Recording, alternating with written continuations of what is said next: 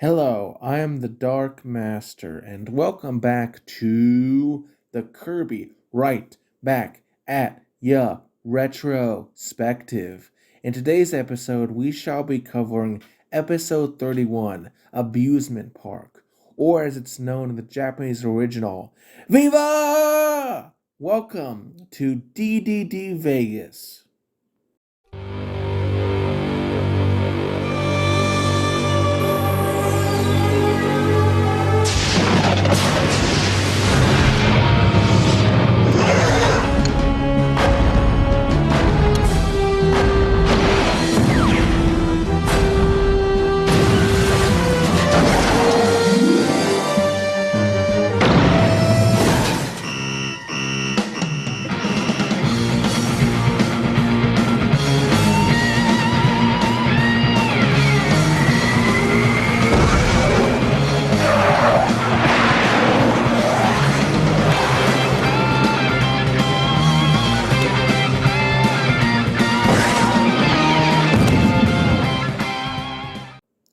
This episode was released in Japan on May 11th, 2002, as the 31st episode, whereas in the English dub, it was released on February 1st, 2003, as the 30th episode.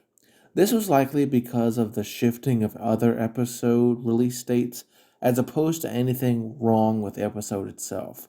Now, let us start with the plot. The episode opens to Kirby sleeping in his tree before Dedede startles him to awake using a megaphone.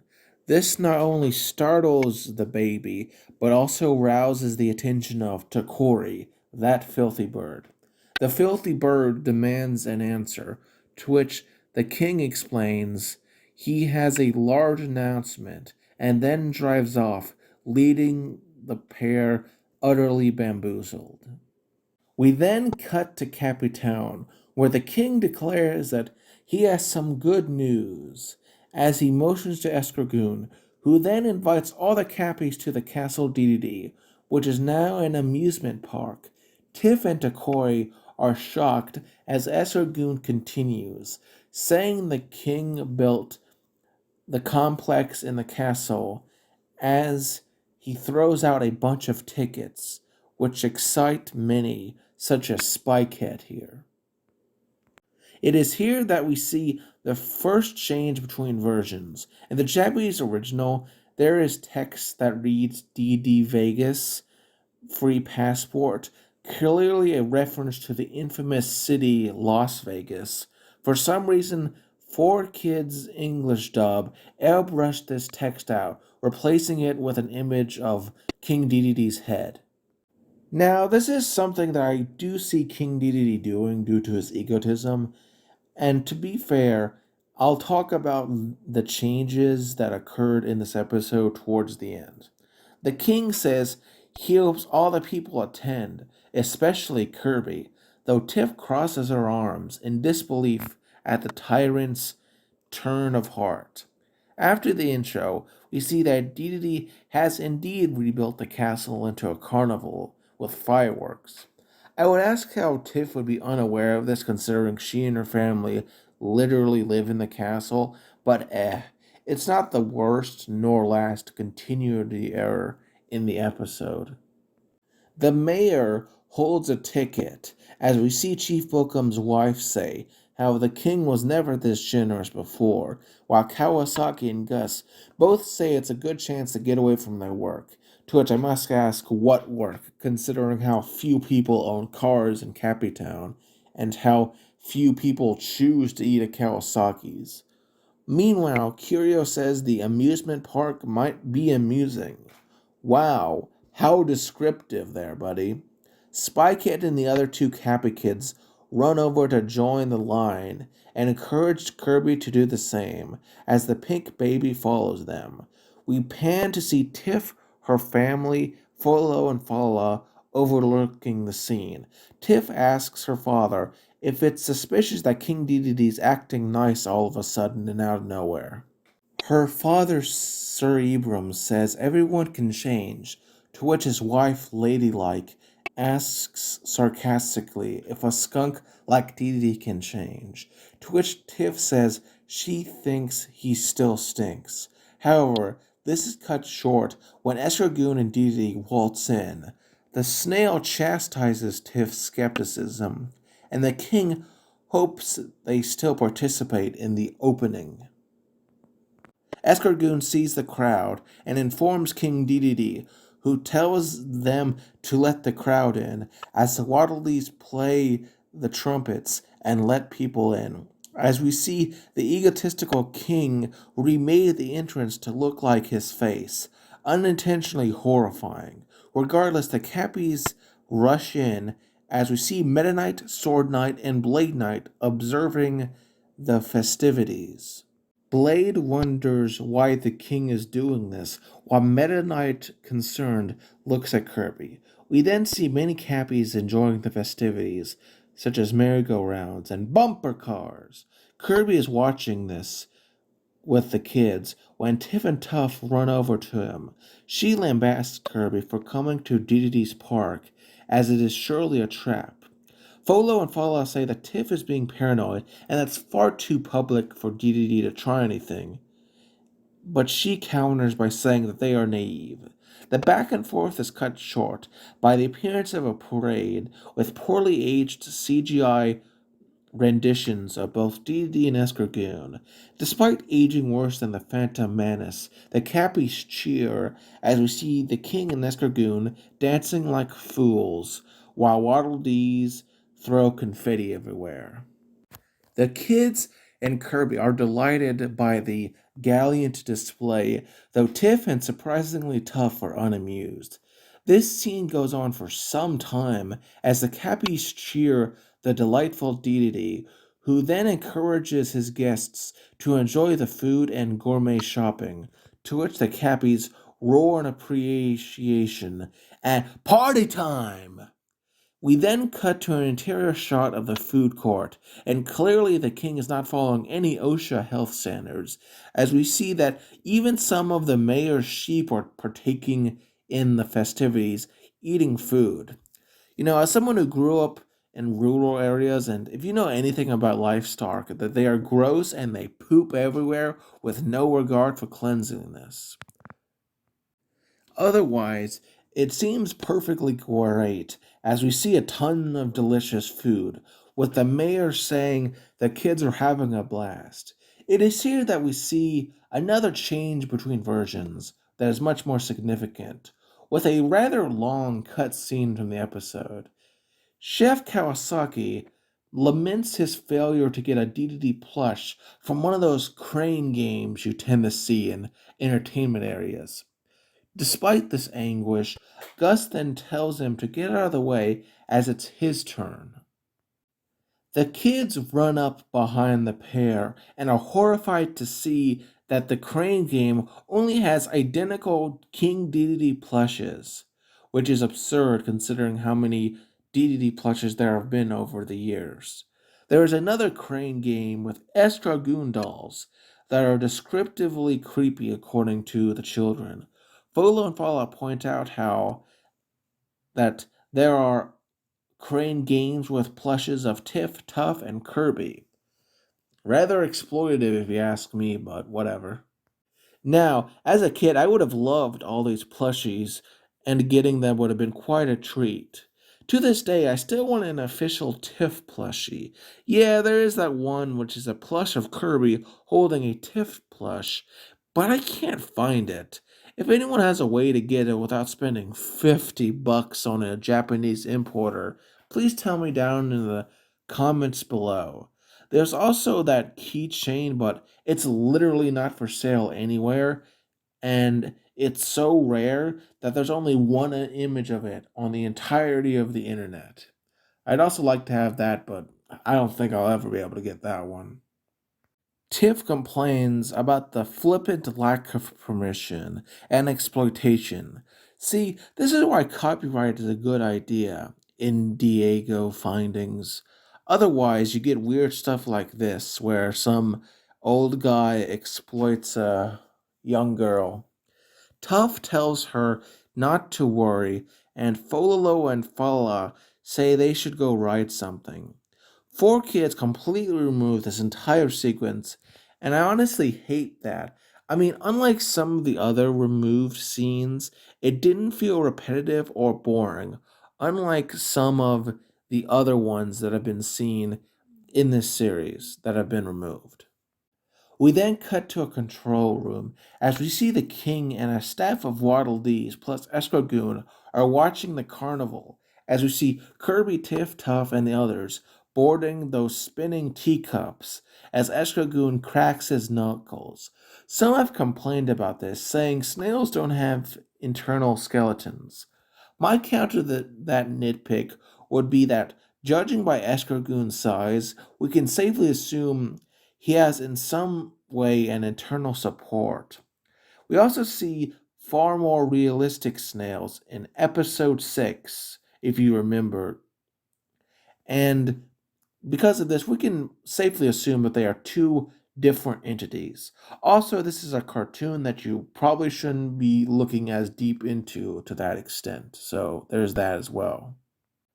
The kids are enjoying the teacup, but due to Dedede's meddling, the ride starts rotating faster and faster and faster as the poor children hold on for dear life while the parents look on concerned as they are all eventually flung hundreds of feet into the air. Instead of plummeting to their deaths, the group fall onto a roller coaster. Tiff screams as we get a first person view of Roller Coaster Tycoon via substandard CGI, going through loops and tunnels. Meanwhile, we cut to the king, who is laughing hysterically at their suffering. We see that indeed, so high is the stress as the kids are holding on that caused an animation error as we see Tuff's hair color has been swapped here. It's nothing major, but I still think it's funny to point out. Eventually, the group are sent flying off the roller coaster and head straight through a pane of glass shaped like the king's peace symbol. Despite the fall, they recover as Spikehead asks Tiff where they are, to which Tiff says she's lost. To which Honey asks, how is that possible since she lives there? Though apparently this is a new area. Dedede interrupts her answer as we see him sarcastically asking if they enjoyed the ride, laughing. Tuff says it's not funny, and Tiff says she knew he was up to no good. Dedede dodges this, saying they're about to enjoy the scariest ride. Tiff asks what kind of ride, to which the sniveling snail answers that it is the crushing caverns. We also see another animation error, as Iroh here is not completely drawn. This is because someone likely didn't fully frame the shot correctly. It's putting him a little more to the left than he's supposed to be at. Sadly, before Tiff can figure out the plan, Kirby sees a watermelon on the ride's car and goes to eat it, but it is a trick, being a watermelon shaped balloon. Tuff tries to get Kirby off, but the ride starts moving and Tiff yells at her brother to stay with the pink puffball, as the entire group climb on the ride instead of getting Kirby off. Another little inconsistency here is that when they initially get on the cart, we can see that they're sitting at a different pattern. Just a few scenes later, they'll be in a completely different pattern. Now, I don't really care about this, but I think it's worth mentioning, just for the sake of pointing it out. Tiff can't look, as the kids are terrified and fall down a dark, steep decline before coming to a stop in what looks like a dungeon with the skulls of hundreds of cappies, dead trees, and a river of blood, as the kids are exasperated. Eventually, the ride comes to a stop as the kids look around the surroundings. We see Mount Doom, more skeletons, and bizarrely a statue of King Dedede looking over the corpses. Tiff says it's nothing to worry about. However, suddenly a giant CGI stone statue activates, and starts approaching the group, seemingly trying to crush them.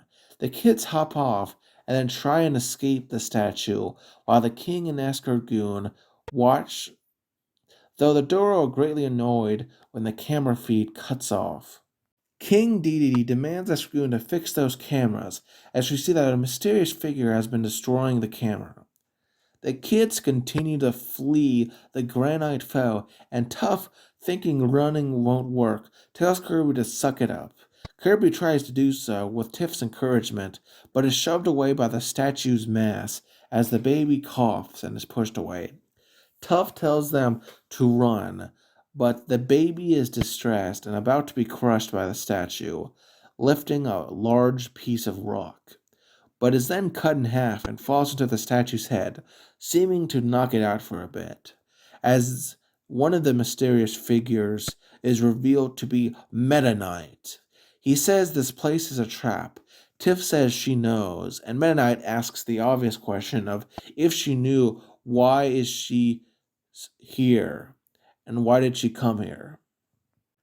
Tiff and Tough say they were tricked here. Technically, it's more like they were flung there, and I don't particularly think Dedede planned for them to enter that way specifically.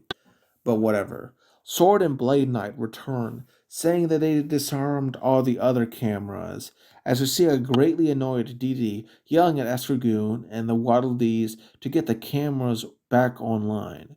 Meanwhile, the stone statue gets up and tries to crush them, but Sword Knight and Blade Knight, displaying extreme strength under Meta Knight's instruction, catch and hold the huge foe with unusual strength. Like, my goodness, these guys are strong. Meta Knight then cuts the rock behemoth in twine, as Tiff thanks the Spanish savior. However, he warns them that Dedede may have a monster lurking here and tells them to warn the Cappies. More of the mechanical statues begin to approach as Meta Knight tells Tiff and the others to go while he and the two knights will deal with the statues. The three do well, with Meta Knight easily defeating one. Meanwhile, Dedede continues to complain about the broken cameras, while Escargoon assures him the cameras will work soon, as to which it does, and the king goes to look. However, is greatly upset to see that all his statues have been destroyed. He then punches Escargoon so hard his hand temporarily turns a light shade of purple. It's a very blink and miss it animation error, but it's fun to point out these little things. The king then decides he will need a monster to deal with Kirby, seeing as how his other plans did not work.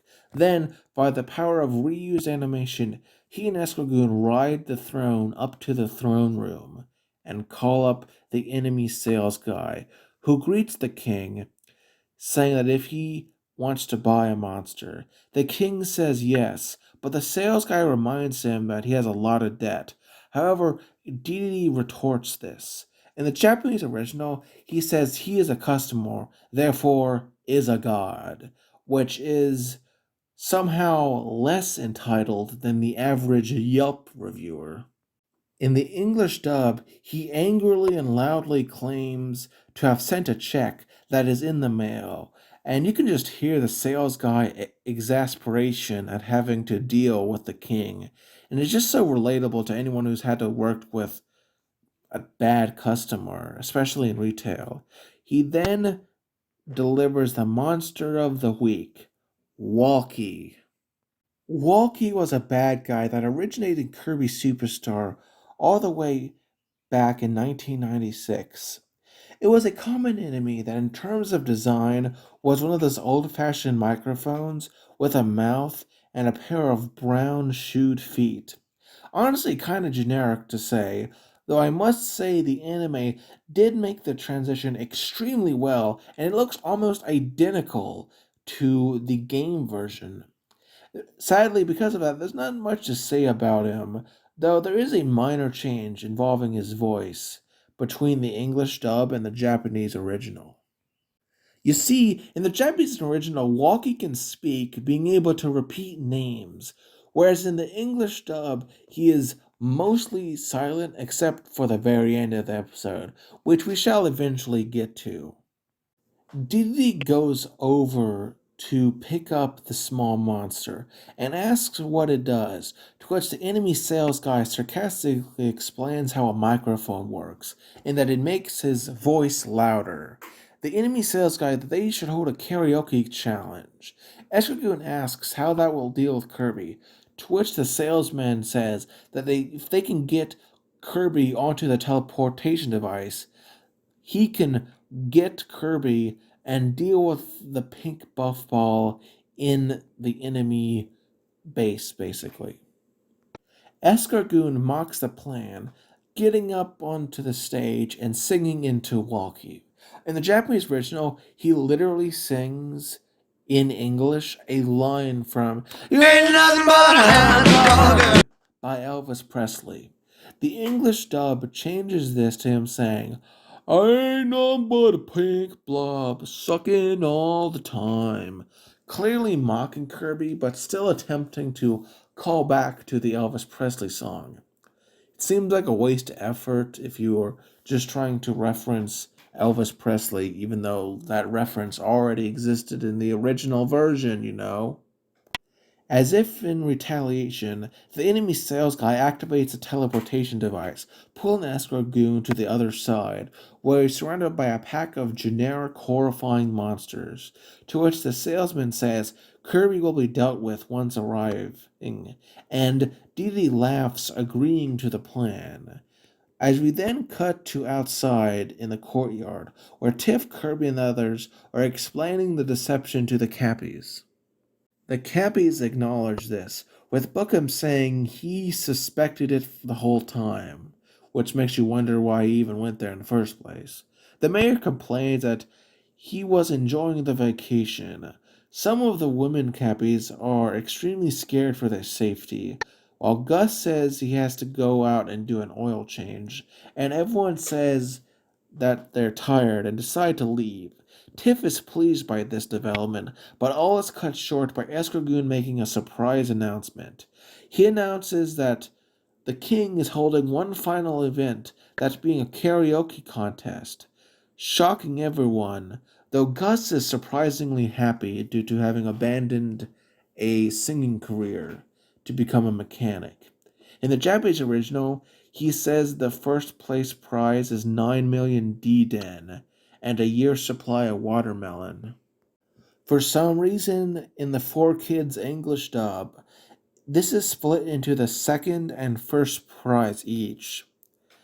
This is kind of odd. You'd think that having them both would draw in both Kirby and the Cappies, but whatever. This prize convinces the Cappies and Kirby to storm into the throne room. It is here that we see the final animation error of the episode. As we can clearly see, Kawasaki's feet are inexplicably turned orange instead of red. Again, this is nothing that ruins the episode, but I just think it's kind of funny to imagine that Kawasaki was in such glee to win basically a lot of money that he literally ran to the point where his shoes came off. That's just funny. In the Japanese version, it's also implied that the room's music is coming from Walkie itself. Whereas the English dub kind of just makes it so that Walkie is just a straightforward microphone. Honestly, it does make a lot more sense because if the microphone was creating music, wouldn't that essentially cause like a feedback loop? But, whatever. We see a lot of those large speakers, disco balls, DDD Escargoon, and even the enemy sales guy are dancing to the beat. Also, interestingly enough, the sales guy swapped out his normal black rimmed, orange lensed pair of sunglasses for one that has red frames and blue lenses. This is not an animation error, but an intentional choice that is just utterly baffling because we never see this specific color again. I guess he wanted to stand out or something.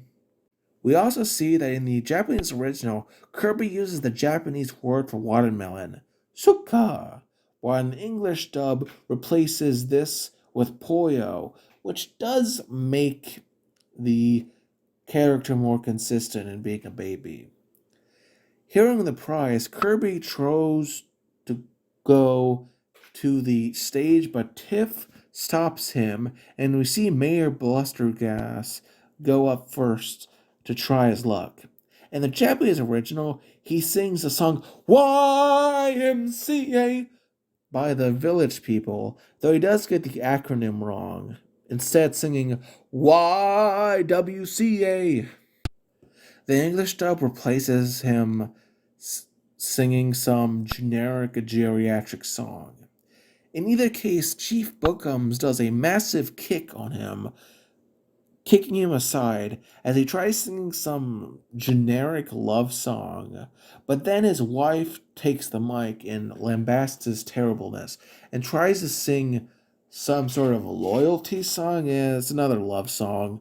Honestly, despite the fact that allegedly all these songs are actually real songs from the Japanese version, these two are very hard to make out, and it's almost impossible to tell what they're actually singing. We then see Kawasaki grab the mic and does the same, attempting to win. Professor Curio then butts in, trying to rap. Luckily, we are spared from a horrible gangster's paradise by Sir Ibram interrupting to try and sing, taking the might out of Karasaki's hand and embarrassing his whole family, especially Tiff. In the Japanese original, he tries to sing Frank Sinatra's song, I Left My Heart in San Francisco, and My Way. The English dub removes this and just has him sing some generic song that nobody probably remembers.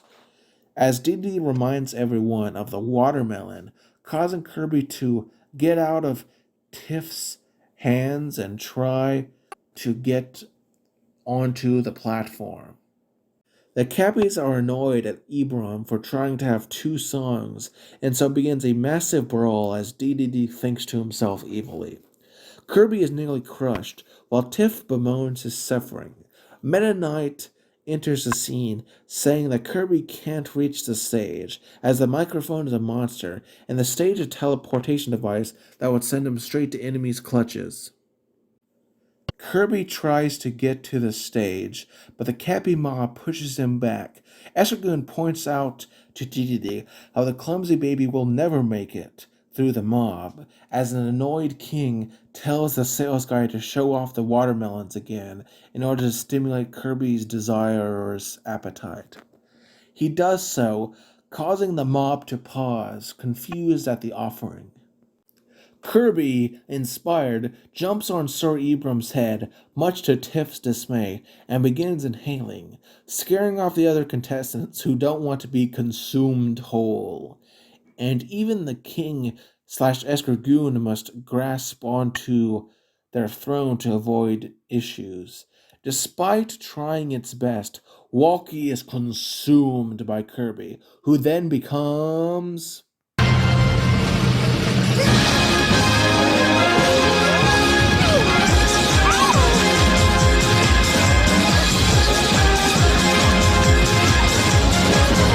Mike Kirby. Ah, yeah. First appearing in Kirby's Adventure all the way back in 1993, this copy ability could be used 3 times and was basically a screen nuke. Kinda like Crash, which we'll see much later, but could be used 3 times. In the games, each of the 3 shouts was characterized by its own hat. The first being a white baseball cap, the second being a pair of headphones, and the third being a green mohawk. In later games, this was slimmed down to only include a pair of red and yellow headphones embalmed with a star insignia, especially when it wasn't being used. The anime went with red headphones, and honestly, the appearance is pretty good, making it so that it's consistent but also slightly simplified. Indeed, it truly made the transition well, and really the only shame of it is that it only appeared in 2 episodes, and this is the first one. Everyone is shocked, with Tiff asking Meta Knight what that is, to which Meta Knight is unsure, suggesting that he's a microphone Kirby. Sword Knight and Blade Knight look concerned as Kirby begins to sing. Interestingly, he's actually singing the Japanese intro with distorted music that is extremely off key. The English dub even makes it sound worse by changing the background music. And while normally I would complain about these sorts of changes, it actually improves it because it just makes Kirby sound even worse. The enemy sales guy seizes his chance and pushes a button, activating the teleportation array. As Kirby goes through the teleportation, his singing is so bad it literally warps space and time, causing the tunnel to visibly distort. Dedede celebrates their supposed victory, but as the monsters like this centipede approach Kirby, they are taken aback, as Kirby's singing is terrible, so much so that all the monsters surrounding him explode and massive property damage occurs in the surrounding area. The enemy sales guy can't take it anymore and sends Kirby back. I assume Nightmare is either unaware of this or doesn't really care, because I would assume that he is be in extreme danger considering that enemy just wants to get rid of Kirby. And of course, this shocks everyone once he gets back. While he was away, Tiff was greatly concerned. However, her concern soon expands to herself, as once Kirby returns, he's louder than ever, and everyone suffers extreme pain, and the very castle itself begins to collapse. Tiff tries to get Kirby to stop, but it's no use as he's too into the music, man, and we see soon everyone is falling. As Meta Knight says, Kirby singing may be his worst attack, frankly, ever. We see that the castle has become nothing but a pile of rubble as Kirby emerges from it. After a bit, he picks up Walkie and tries to be friendly. Of course, the monster has the natural reaction and runs away in pure terror of Kirby, climbing the walls and doing who knows what afterwards. Deed and the Escargoon soon also emerge from the rubble, with the former saying that at least they're okay, but much like Walkie, upon seeing Kirby, are terrified, fall down the mound, climb the wall, and run for the hills. Meanwhile, the episode ends with a confused Kirby shrugging his shoulders, not understanding why anyone's afraid of him. Now, let's cover the positives, negatives, and my final thoughts. Firstly, for the positives, I like the plot and how Dedede doesn't go straight to buying a monster. He instead tries to use his own, or presumably Escargoon's own inventions, being those stone, what I can only assume are robots. Speaking of those, I think it's nice to see that the team did their best to make them look distinctive from the DDD stone, which we saw back in episode 8, Curio's Curious Discovery. I mean, they could have easily just reused that model, and I don't think most people would have minded, but they went to the effort of trying to make a distinctive yet intimidating foe out of stone. I also, in general, liked the dynamics with Meta Knight and his two knights, even though we don't really see a lot of it. There are some negatives, though, that I need to talk about. As much as I praise the stone figures, the monster of the week is, well, actually kinda weak. Why, yes, it's nice to see enemies from the game show up. Let's be honest, Walkie is no one's first choice of a bad guy when it comes to representing the Kirby games. And really, he doesn't do much in the episode. He just serves as a object, which is kind of odd. The fact that he survives is also kind of hilarious. Mike Kirby's usage in the episode, however, was extremely well done and really went out on the bang. Just shame we didn't see more of it. However, the biggest flaw with the episode is not with Walkie or with the animation errors or with the continuity errors. It's the censorship. Now, every episode of this anime was censored to one extent or the other, and in some cases, though I completely oppose censorship, it does make logical sense from a point of view. In this case, there's absolutely no reason for anything to have been removed here, and just comes off as extremely bizarre and out of place. Firstly, the crane game scene was humorous and not repetitive, unlike a lot of other cutscenes. And 4Kids claims that all of its changes were to make an anime more American friendly. Have they never heard of Vegas, YMCA, Elvis Presley, or Frank Sinatra? Like, seriously, what the actual heck? I mean, come on. These are American icons to a greater or lesser extent. These are not Japanese in any way, so why would you remove them? Truly, this is perhaps the most asinine censorship I have ever seen in the entire series. Despite this, however, I can highly recommend giving this episode a watch. It was highly enjoyable and had a pretty cool feeling about it. I'm the Dark Master, and join me next time on the Kirby Right Back at Ya Retrospective. And have a wonderful day.